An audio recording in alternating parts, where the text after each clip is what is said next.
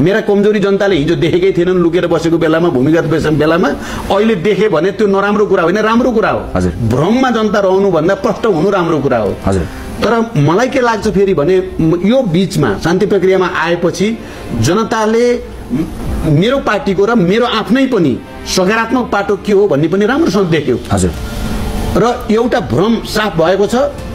र एउटा स्पष्टता पनि आएको छ त्यस अर्थमा मलाई लाग्दैन कि म कमजोर भएको छु भन्ने मलाई लाग्दैन जनताले अहिले पनि मबाट मेरा सकारात्मक गुणहरू अगाडि जाउन् सकारात्मक पक्ष अगाडि जाओस् र नेपाललाई एउटा नेतृत्व प्राप्त होस् भन्ने चाहेको छ त्यो पक्ष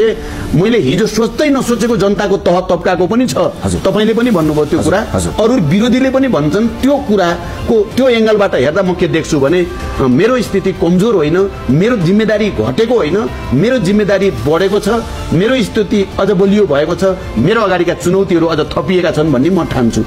जनताको जो अपेक्षा र विश्वास हो त्यसमा कहीं न कहीं प्रश्नहरू उठेको बारे तपाईले जसरी सुरुमा राख्नुभयो मलाई के लाग्छ भने केही भ्रम थिए भने ती स्पष्ट भएका छन् मलाई कसैले चाहिँ एउटा मानिस भन्दा माथिको केही छ भन्ने सोचेको थियो भने म मानिस भन्दा बढी थिइन म मानिसै थिए कारण मानिसको रूपमा मेरा सीमाहरू मेरा कमजोरीहरू पनि जनताले देखे त्योलाई मैले नराम्रो भएको भन्ने ठान्दिन म त्यो राम्रो कुरा हो